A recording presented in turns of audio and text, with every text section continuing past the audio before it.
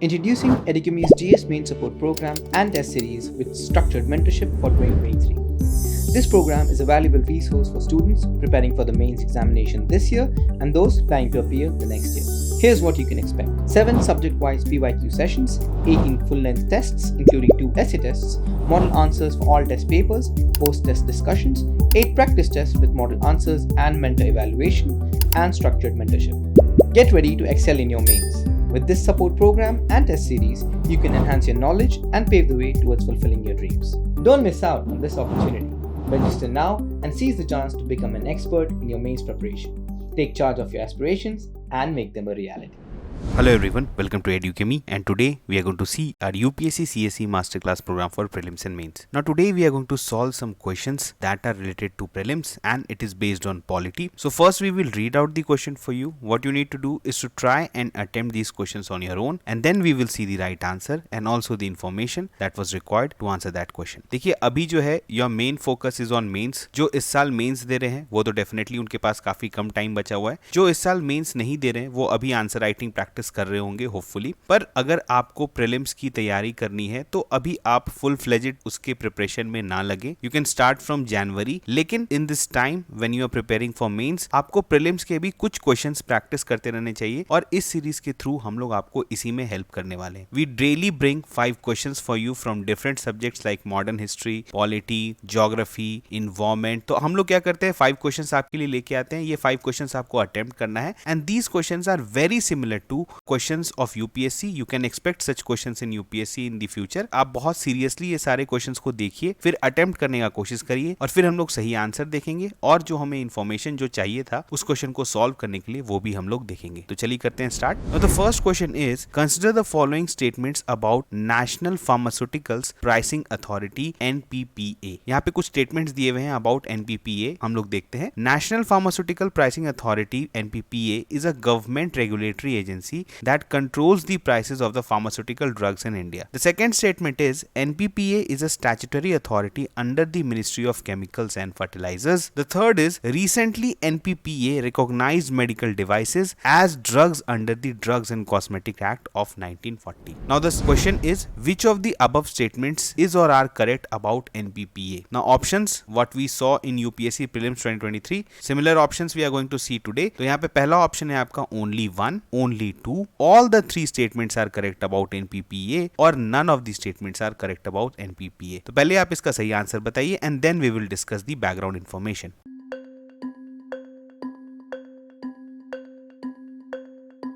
तो इसका सही आंसर है only 2. Now the second statement is NPPA is a statutory authority under the ministry of chemical and fertilizers. Now this statement is wrong. ये statement wrong क्यों है इसको हम लोग देखेंगे. पहले हम लोग देखते हैं कि देखिए एनपीपीए बेसिकली एक रेगुलेटरी ऑर्गेनाइजेशन है जिसका रिस्पॉन्सिबिलिटी ये है overseeing and managing the prices of pharmaceutical drugs in India. Now the statement 1 seems correct. देखिए अगर आपको ऐसे भी अगर आप प्रीलिम्स के क्वेश्चन को देखते हैं, जो आपके गट फीलिंग पे जो स्टेटमेंट सही लगता है वो सही होगा भी. जैसे पहला स्टेटमेंट है national pharmaceutical pricing authority is a government regulatory agency that controls the prices of the pharmaceutical drugs in India. Now this statement जो है ये सही लगता है फर्स्ट इंस्टेंस पे, तो बहुत ज्यादा प्रोबेबिलिटी है कि ये सही होगा. तो पहला स्टेटमेंट तो आपका सही है, हमने यहां पर भी देखा. अब देखिए क्या है कि it was established through a government of India resolution on 29th August 1997. NPPA operates as an attached office of the department of pharmaceuticals, DOP जिसको बोलते हैं, under the ministry of chemical and fertilizer. Now NPPA works under the Ministry of Chemical and Fertilizers. This is absolutely correct. अब देखिए यहाँ पर होता क्या है, इस तरह के ऑप्शंस जो यूपीएससी आजकल दे रहा है, तो किसी को ये लग सकता है कि एनपीपीए जो है वो आपके मिनिस्ट्री ऑफ हेल्थ के अंदर आता है. एक ऑब्वियसली आपको लग रहा है कि ड्रग्स से रिलेटेड है, दवाइयों से रिलेटेड है, तो लोग को एक चीज लग सकता है कि ये मिनिस्ट्री ऑफ हेल्थ के अंदर आता है, तो उनके हिसाब से भी स्टेटमेंट 2 गलत हो जाएगा. तो इसी कारण ये जो स्टेटमेंट्स जो आजकल ऑप्शंस यूपीएससी दे रही है, ओनली 1, ओनली 2, ऑल 3 या नन, तो यहाँ पर देखिए कुछ तो एम्बिग्विटी है और कुछ परेशानी जो है स्टूडेंट्स को देखने को मिल रहा है, खास करके सीरियस एस्पिरेंट्स को. लेकिन अब आप इसके लिए कुछ कर नहीं सकते हैं. आपको बहुत ज्यादा इसमें रैंटिंग नहीं करना चाहिए कि यूपीएससी इस तरह को ऑप्शंस क्यों दे रही है. अगर दे रही है तो आपको भी रेडी होना होगा. अब यहाँ पर ये स्टेटमेंट जो है,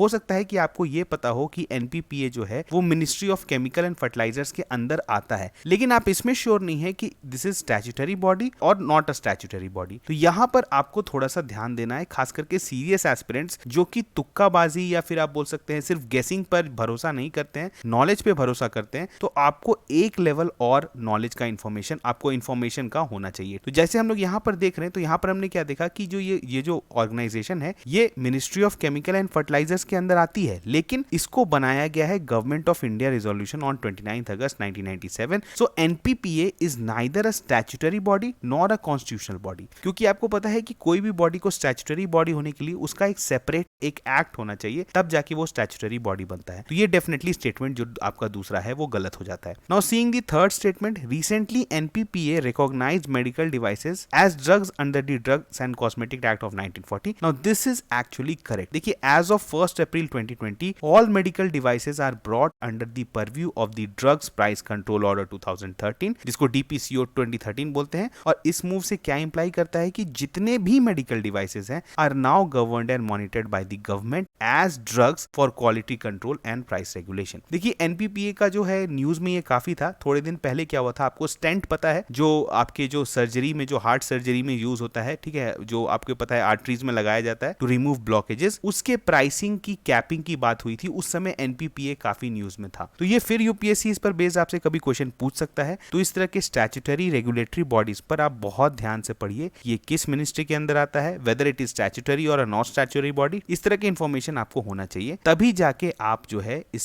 तरह के क्वेश्चंस को सही मार्क करेंगे, नहीं तो एग्जाम में गलती करा सकती है यूपीएससी। चलिए, moving on to the next question. When considering the incorporation of certain provisions from foreign constitutions into Indian constitution, which of the following pairings are accurate. आपको पता है कि we have borrowed different features in our constitution. आपको यहाँ पर match करने दिया गया है, आपको बताना है कि कौन करेक्टली मैच्ड है। द फर्स्ट, आयरिश कॉन्स्टिट्यूशन से हमने क्या लिया है, directive principles of state policy. The second is Canadian constitution से हमने लिया है introduction of concept of residual powers. Third है फ्रेंच कॉन्स्टिट्यूशन से हमने लिया है incorporation of charter of fundamental rights. तो आपको करेक्ट ऑप्शन चूज करना है। अगेन ऑप्शंस आपके वैसे ही हैं, ओनली 1, ओनली 2, ऑल 3 और नन ऑफ देम। इसका मतलब क्या हुआ कि एक करेक्टली मैच्ड है, 2 करेक्टली मैच्ड है, तीनों करेक्टली मैच्ड है, या नन जो है कोई भी करेक्टली मैच्ड नहीं है। तो अच्छे से सोचिए, थोड़ा दिमाग पे जोर लगाइए। You must have studied about the constitution, making of constitution, constitution के किस पार्ट को हमने किस कॉन्स्टिट्यूशन से बोरो किया है। तो जल्दी से सोचिए और फिर हम लोग इसका सही आंसर देखेंगे।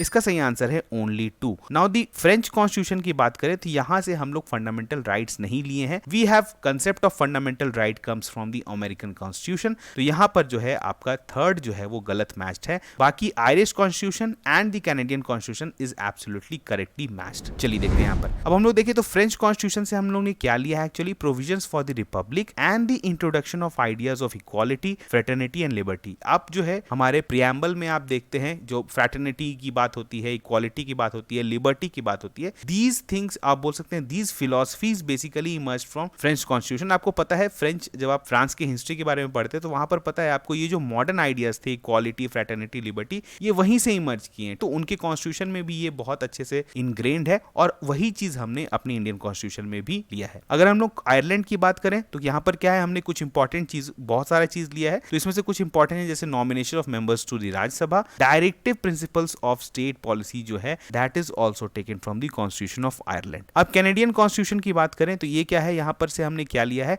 अ quasi federal form of government, a federal system with strong central government biases. ठीक है, यानी जितना भी सेंट्रल बाइसेस है हमारे यहाँ वो बहुत ज्यादा जो है इन्फ्लुएंस्ड है फ्रॉम कैनेडियन कॉन्स्टिट्यूशन। और इसी में बात होती है रेसिडुअल पावर की, written by the central government. Residual power मतलब क्या हुआ, जो कि ना के स्टेट लिस्ट में है, ना आपके सेंट्रल लिस्ट में है और ना ही आपके कंकरेंट लिस्ट में। इसके अलावा जो भी कोई सब्जेक्ट बचता है उस पर जो है वो सेंट्रल गवर्नमेंट, या बोल सकते हैं आप सेंटर जो है वो लेजिस्लेट भी करेगी और एग्जीक्यूट भी करेगी। इसको कहते हैं रेसिडुअल पावर्स। तो residual powers are retained by the central government and this shows the central bias. चलिए moving on to the next question. Consider the following statements. The office of advocate general of state is not established by the constitution. The constitution does not outline the process and reasons for the advocate general's removal. The third statement is the constitution does not set a specific remuneration for the advocate general. And fourth is he must be a person who who is qualified to be appointed as a judge of Supreme Court. Now the question is, हमने statements देखी है, which of the above statements are correct about Advocate General of the state? The options given are only one, only two, only three, or all the four statements are correct about Advocate General. तो अच्छे से सोचिए, दिमाग पे जोर लगाइए. हमने already जो है आपको पता है एडवोकेट जनरल जो है हमने आपको पता है बहुत इंपॉर्टेंट है. सॉलिसिटर जनरल, इस तरह के जो पोस्ट होते हैं ये बहुत इंपॉर्टेंट होते हैं, आपको इसके बारे में पता होना चाहिए और ये बहुत ही लाइकली क्वेश्चन है. इस तरह के क्वेश्चन आपसे पूछा जा सकता है यूपीएससी में. तो जल्दी से बताइए इसका सही आंसर क्या होगा और फिर जो है हम लोग देखेंगे इसके पीछे का बैकग्राउंड इन्फॉर्मेशन.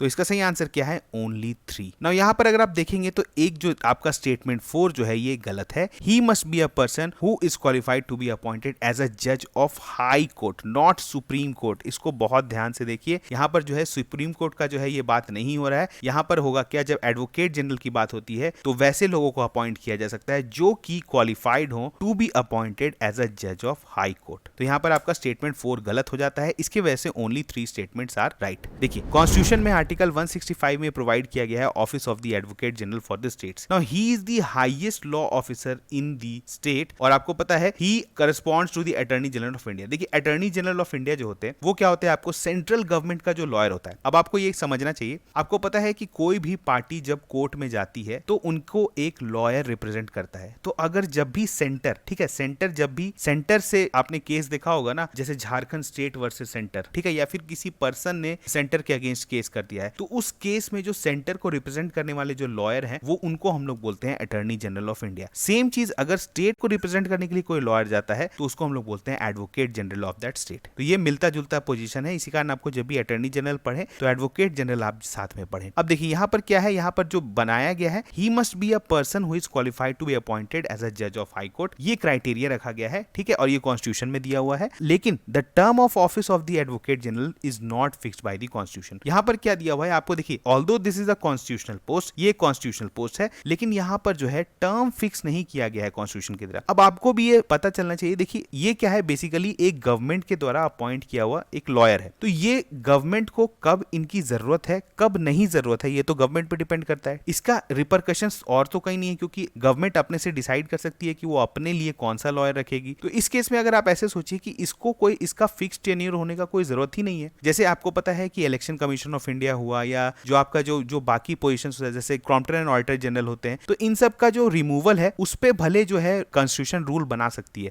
लेकिन अब अगर आप यहाँ देखें तो this is just a lawyer for the centre और द स्टेट. तो इस केस में स्टेट और सेंटर ही डिसाइड करेंगे कि उनको कब हटाना है और कब अपॉइंट करना है. अब देखिए यहाँ पर क्या है, कॉन्स्टिट्यूशन जो है does not contain the procedure and grounds for his removal. He holds the office during the pleasure of the governor. यहाँ पर प्लेजर ऑफ द गवर्नर का मतलब क्या हुआ कि जब भी स्टेट डिसाइड करेगा कि इनको रिमूव कर देना है तो वो रिमूव कर सकता है. इसी को बोलते हैं प्लेजर ऑफ द गवर्नर. और यहाँ पर अगर आप देखेंगे तो इनका जो है टर्म और इनका जो आप बोल सकते हैं कि जो ऑफिस का जो रूल्स होगा या जो इनको रेम्यूनरेशंस मिलने वाला है ये भी गवर्नर डिसाइड करते हैं. तो यहाँ पर हमने देख लिया कि 3 स्टेटमेंट आपका सही था, लेकिन the 4th statement was wrong. यहाँ पर क्या होगा, सुप्रीम कोर्ट की जगह यहाँ पर होगा high court. Now moving on to the next question. Out of the following statements choose the one that brings out the principle underlying the cabinet form of the government. Now this question came in UPSC prelims 2017 और इस तरह के questions आप future में भी देख सकते हैं यूपीएससी में. अब यहाँ पर कैबिनेट फॉर्म ऑफ गवर्नमेंट के बारे में पूछा गया है. तो फर्स्ट स्टेटमेंट आपका क्या दिया हुआ है, an arrangement for minimising the criticism against the government whose responsibilities are complex and hard to carry out to the satisfaction of all. The second is a mechanism for speeding up the activities of the government whose responsibilities are increasing day by day. C is a mechanism of parliamentary democracy for ensuring collective responsibility of the government to the people. And D is a device for strengthening the hands of the head of the government whose hold over the people is in a state of decline. तो जल्दी से सोचिए और बताइए कि इसका सही answer क्या होगा.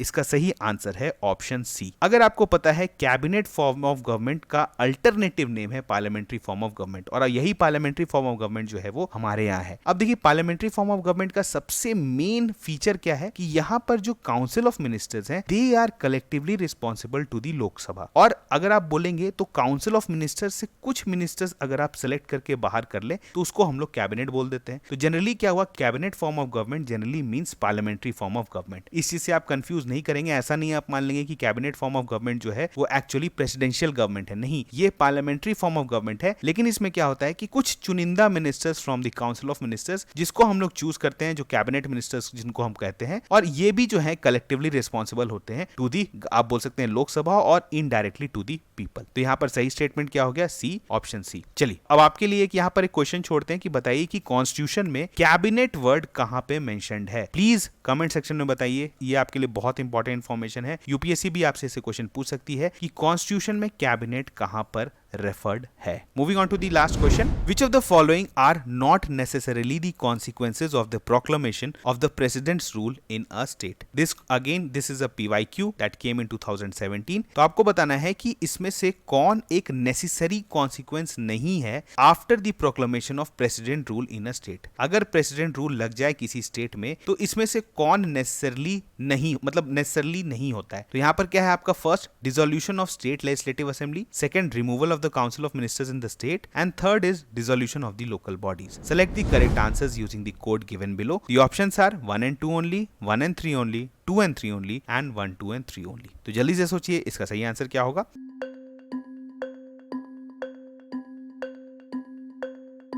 इसका सही आंसर है 1 and 3 ओनली। देखिए, removal of the council of ministers in the state, now this is actually what happens when the president rule is enforced in a state. होता क्या है, प्रेसिडेंट रूल आपको पता है तब लगता है आर्टिकल 356 एंड आर्टिकल 365 जब आपका ब्रेकडाउन ऑफ कॉन्स्टिट्यूशनल मशीनरी हो जाता है। ब्रेकडाउन ऑफ कॉन्स्टिट्यूशनल मशीनरी का क्या मतलब हुआ कि जो स्टेट गवर्नमेंट है वो in line of the constitution work नहीं कर रहा है। जब in line of the constitution work नहीं कर रहा है तो वहां के स्टेट का जो आपका जो बोल सकते हैं जो गवर्नमेंट है उसको हटा देना चाहिए, उसको हटा देना चाहिए। और यही होता है, उस समय होता है removal of the council of ministers in the state. तो यहां पर ये बहुत इंपॉर्टेंट है। लेकिन इस बात का समझिए, ये ऐसा नहीं है कि उस समय डिसोल्यूशन हो जाए एसएलए का। जो एसएलए जो लोग इलेक्ट होके आए थे, ऐसा नहीं है कि हम लोग डिसॉल्व कर देंगे उसको। जब फर्दर जब प्रेसिडेंट आपको पता है हटेगा तो फिर न्यू काउंसिल ऑफ मिनिस्टर्स बनेंगे from the same elected members of the state legislative assembly. तो यहां पर आपका जो है जो एकदम नेसेसरली नहीं होगा वो कौन सा है? डिसोल्यूशन ऑफ स्टेट असेंबली और डिसोल्यूशन ऑफ लोकल बॉडीज। तो यहां पर जो एकदम नेसेसरली होगा that is to removal of council of ministers in the state. तो यहां पर हमने देखा कुछ इंपॉर्टेंट क्वेश्चंस, 5 क्वेश्चंस जो कि पॉलिटी से रिलेटेड थे। इसी तरह के क्वेश्चंस आपके लिए लाते रहेंगे हम लोग फ्यूचर में, जिसको आपको सॉल्व करना है और आपको बस प्रैक्टिस करते चलना है। अभी तो आपका मेंस पर फोकस होगा, लेकिन प्रीलिम्स के लिए भी आपको 5 क्वेश्चंस प्रैक्टिस करते हुए चलना है। ठीक है, तो चलिए मिलते हैं नेक्स्ट लेक्चर में, तब तक थैंक यू।